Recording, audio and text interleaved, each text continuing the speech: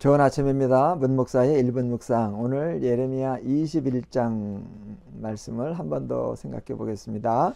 유다 왕들이 하나님의 공의와 정의를 시행하지 않아서 유다는 바벨론에 의해서 멸망당하는 것이고, 멸망은 이제 돌이킬 수 없는 지경이 되어버렸습니다.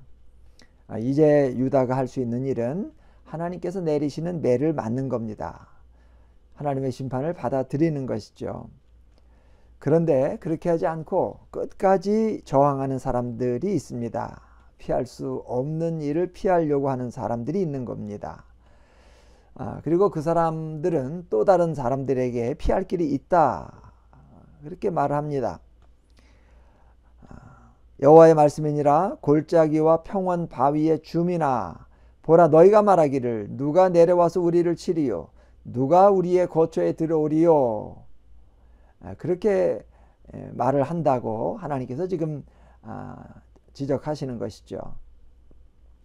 여기 이 누가 우리의 거처에 들어오리요 라는 말을 보면 뭔가 자신감이 느껴지지 않습니까?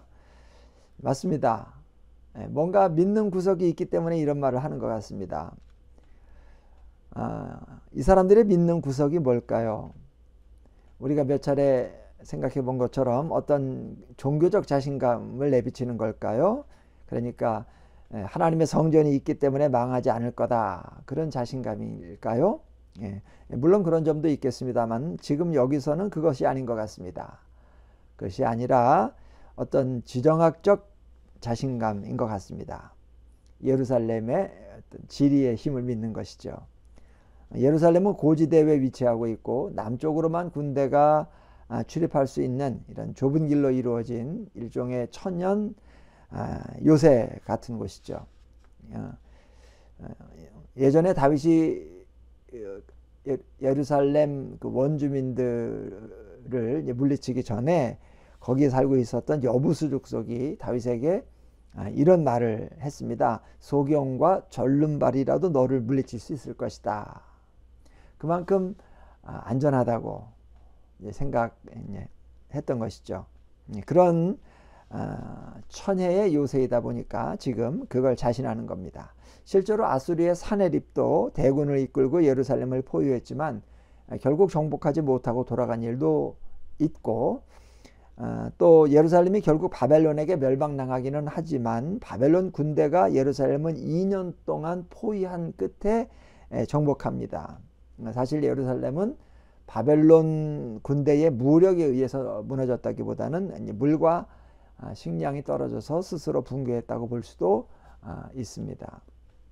이렇게 예루살렘의 지형적인 여건을 생각하면 이 성에 살고 있는 사람들이 어떤 자신감 또는 거짓 평화에 대한 환상을 가질 만도 합니다. 그런데 문제는 예루살렘을 공격하는 대적의 정체입니다. 누가 예루살렘을 치고 있느냐 하는 것이죠. 예루살렘 사람들의 눈에는 바벨론 군대밖에 안 보입니다. 그러나 이 바벨론 군대를 움직이시는 분이 있습니다. 여호와 하나님이시죠. 그 하나님께서 말씀하십니다. 나는 네 대적이라. 너를 대적하고 있는 자는 바벨론 군대가 아니라 나 여호와다. 이렇게 하나님의 대적이 되었으니 피할 길은 없는 것이죠.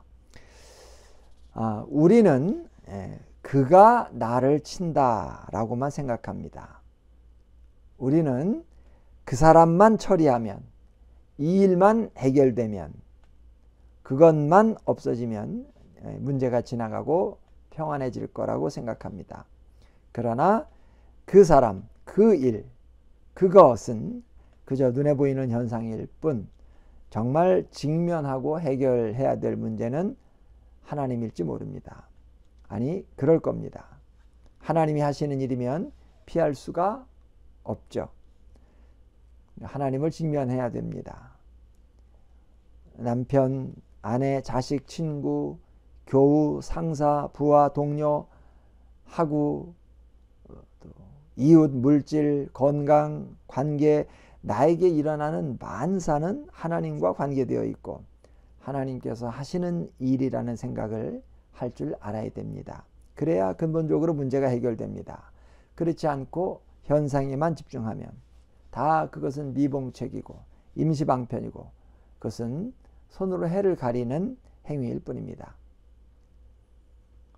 하나님을 봅시다. 하나님이 하시는 일을 봅시다. 그리고 하나님 앞에 나아갑시다. 하나님과 대면하고 직면하고 하나님 앞에 설 수 있어야 하겠습니다.